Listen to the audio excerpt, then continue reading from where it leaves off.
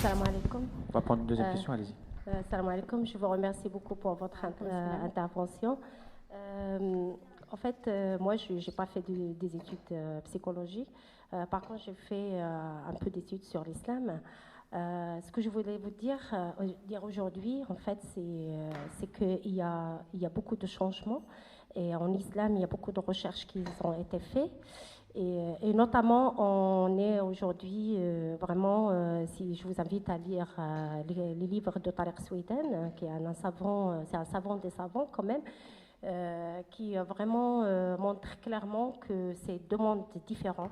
L'ins à part et le jinn à part, c'est deux mondes différents. Il n'y a pas de, on peut pas, il n'y a pas de possession. Moi, je dis les choses comme ça clairement. Il y a pas de du postulat qu'il n'y a pas d'interaction entre les deux. Il n'y a pas, non, il n'y en a pas. Et c'est impossible. C'est même la raison. On peut pas imaginer que Dieu il va nous vouloir du mal comme ça. C'est pas possible. Donc quand on réfléchit bien, c'est pas possible. Allah subhanahu wa ta'ala est rahim, il est miséricordieux, il ne peut pas nous vouloir comme ça du mal et après, non, c'est des choses juste impossibles. Donc, ce que je veux dire, c'est que je voudrais juste comprendre un passage où j'ai pas très bien compris ce que vous voulez dire. C'est quand vous avez parlé des versets. Vous avez cité des versets, que justement, des versets où on parle de djinn, bien sûr, parce que la foi en djinn, ça fait partie Tout à fait. De notre foi. Mais en aucun cas, ces versets, ils parlent de la possession.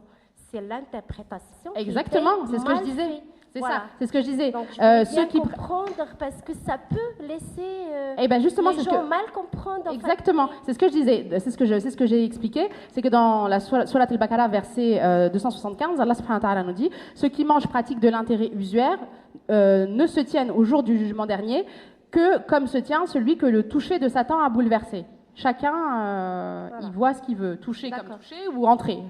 Voilà, ça après. Il y en a qui vous disent oui, ils rentrent, d'autres vous disent non, ils n'entrent pas. Par contre, tout ce qui est nafs al-amara bis-sou et tout ça, c'est autre chose. Exactement, donc, notre ego. Voilà, c'est nafs al-amara, c'est l'âme instigatrice de mal.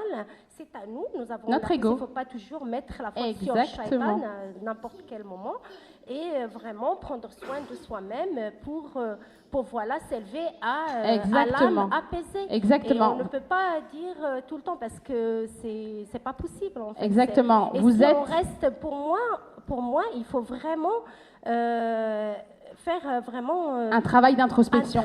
Voilà, vous êtes les acteurs de votre guérison. Les jeunes, de leur dire, il y a beaucoup de choses qui sont mal interprétées en islam. Ouais, je suis d'accord. Voilà, je suis d'accord. Sauf que, malheureusement, on ne peut pas rester comme ça, notre génération. Sauf que, malheureusement, notre communauté, elle est de plus en plus en souffrance parce que, comme j'ai dit en début de conférence, on est des enfants de deuxième génération, troisième génération. On est les héritiers d'une histoire parentale qui n'a pas forcément été élaborée. Donc, on a en nous ce qu'on appelle des cryptes, des traumas qui n'ont pas été élaborés. Et donc, c'est nous qui allons être les symptômes des souffrances de nos parents.